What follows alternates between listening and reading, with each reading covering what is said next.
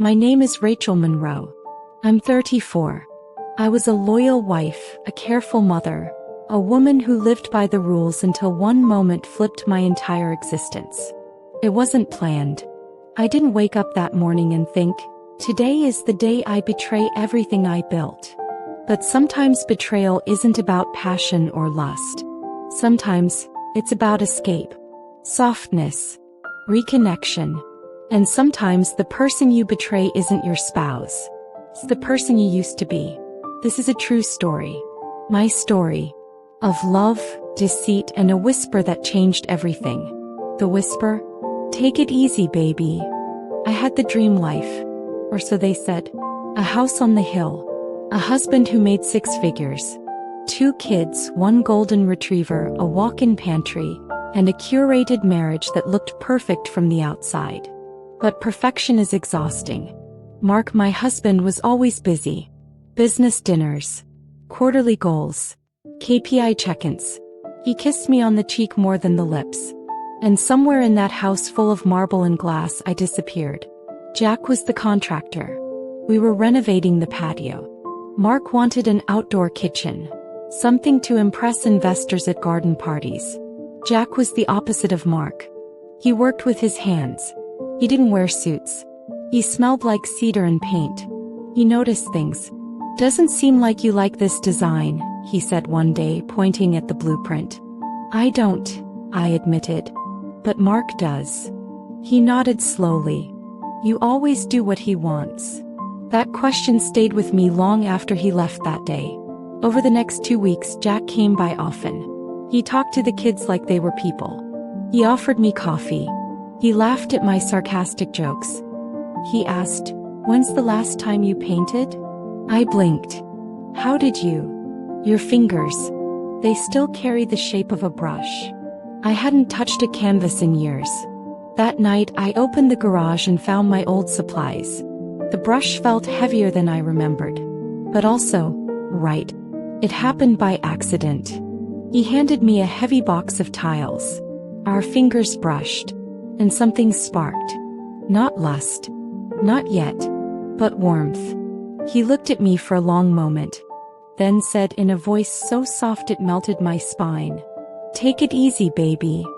And just like that, the world tilted. The affair didn't start in bed. It started in moments.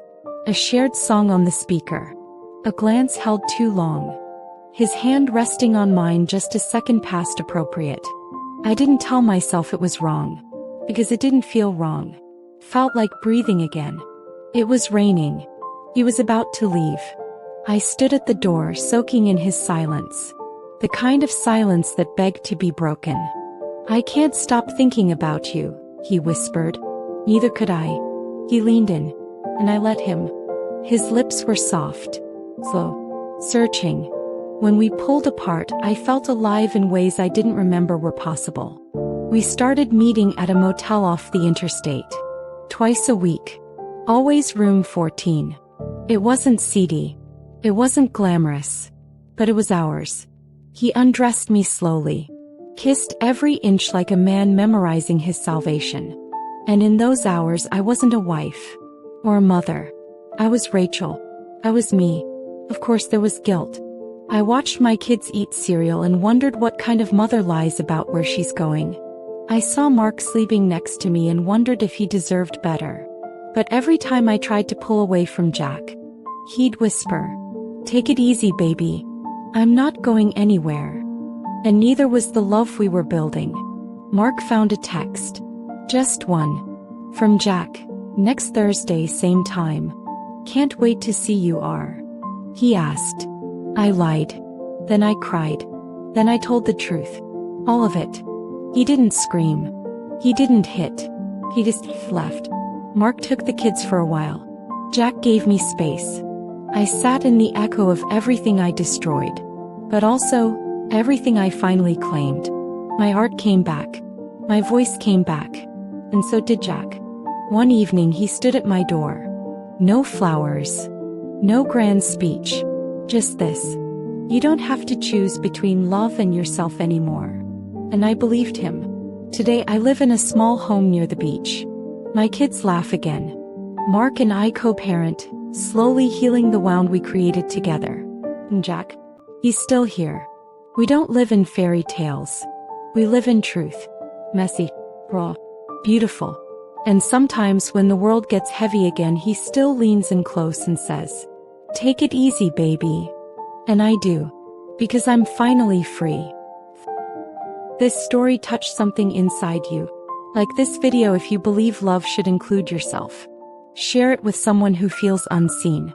Comment below if you've ever chosen silence when you should have chosen yourself. Subscribe for more stories about women reclaiming their truth, their voice, and their joy. This was a true infidelity story. But more than that, it was a story of coming home to yourself.